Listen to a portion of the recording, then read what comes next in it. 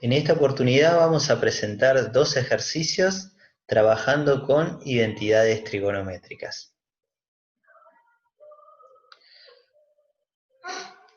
Es importante recordar algunas de las identidades trigonométricas que ya hemos demostrado. Las tenemos en la parte inferior de la pantalla. Por ejemplo, que la tangente de un ángulo es igual a la razón entre el seno de ese ángulo y el coseno del mismo ángulo. Sabemos también que la secante es la recíproca del coseno, por lo tanto podemos decir que la secante de un ángulo es igual a 1 sobre el coseno de ese mismo ángulo. La cosecante es la recíproca del seno del ángulo, por lo tanto podríamos escribirlo como la razón sobre 1 sobre el seno del ángulo. Y que la cotangente de un ángulo es igual a la razón entre el coseno de ese ángulo y el seno de ese ángulo. También hemos demostrado la relación pitagórica de la trigonometría, que nos decía que la suma de los cuadrados del seno de un ángulo y el coseno de un ángulo nos daba como resultado 1. Entonces vamos a trabajar con el primer ejercicio. Se presenta una situación problemática que tenemos que demostrar. Esto es una identidad trigonométrica y tenemos que demostrar que es verdadera. Entonces, ¿cómo se realizaba todo este proceso? Implica en tener que trabajar sobre uno de los miembros de esta igualdad y a través de distintos pasos algebraicos vamos a tratar de llegar a una identidad numérica o una identidad de tipo trigonométrica.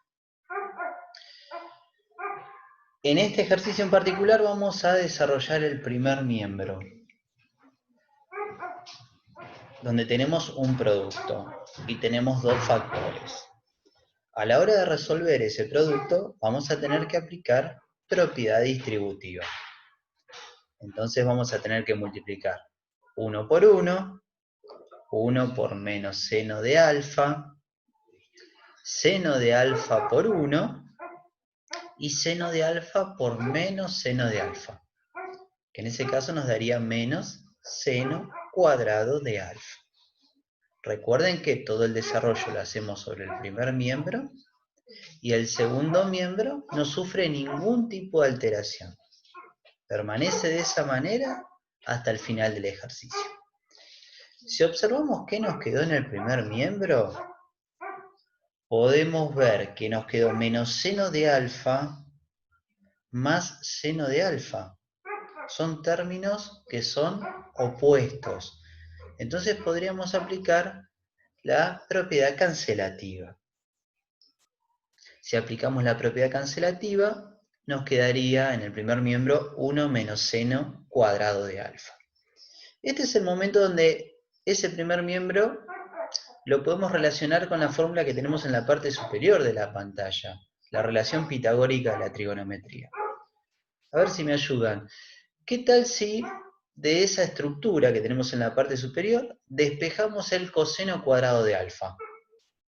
Si despejamos el coseno cuadrado de alfa, nos quedaría que es igual a 1 menos el seno cuadrado de alfa. Si retomamos la estructura que teníamos en el primer miembro de nuestro ejercicio, podríamos decir que 1 menos seno cuadrado de alfa, eso es igual al coseno cuadrado de alfa. Y como podemos ver en pantalla, llegamos en ambos miembros, ¿sí?, a la misma estructura.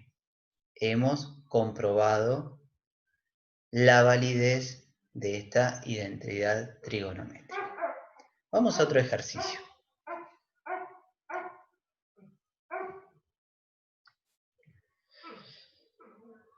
Nuevamente vamos a desarrollar nuestro primer miembro en esta identidad trigonométrica.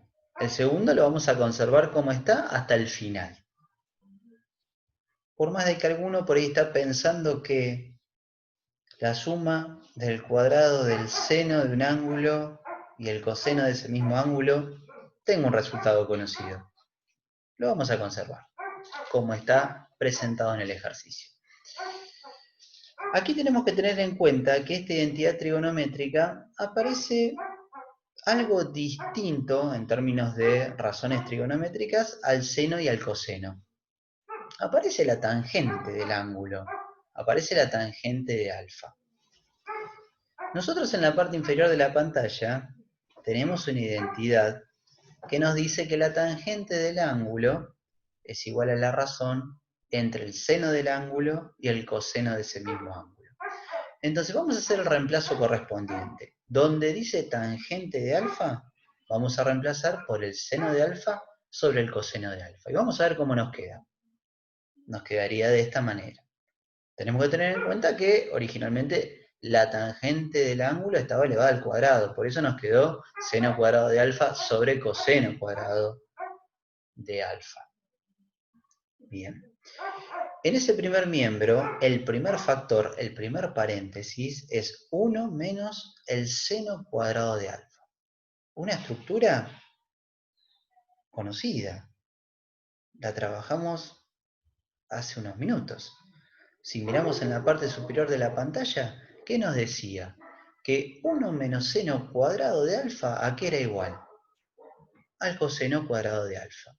Entonces vamos a regresar a nuestra identidad y ese primer paréntesis, ese primer factor, lo vamos a reemplazar por el coseno cuadrado de alfa. Lo que nos queda por hacer, de ahora en más, es trabajar con el primer miembro. ¿Y qué es lo que vamos a hacer? Vamos a aplicar propiedad distributiva del coseno cuadrado de alfa con ese paréntesis, con esa suma. Hacemos coseno cuadrado de alfa por 1, coseno cuadrado de alfa. Y coseno cuadrado de alfa por esa fracción, que es seno cuadrado de alfa sobre coseno cuadrado de alfa, ¿qué nos va a quedar como resultado? El producto. Coseno cuadrado de alfa por seno cuadrado de alfa sobre coseno cuadrado de alfa. Como ustedes pueden observar, en ese primer miembro tenemos dos términos. Pero en el segundo término, el coseno cuadrado de alfa aparece tanto en el numerador como en el denominador. ¿Qué podemos hacer entonces? Simplificar. Simplificamos el coseno cuadrado de alfa. ¿Qué nos quedó entonces? Nos quedó coseno cuadrado de alfa más seno cuadrado de alfa, tanto en el primer miembro como en el segundo miembro. Hemos podido entonces demostrar nuestra segunda identidad trigonométrica.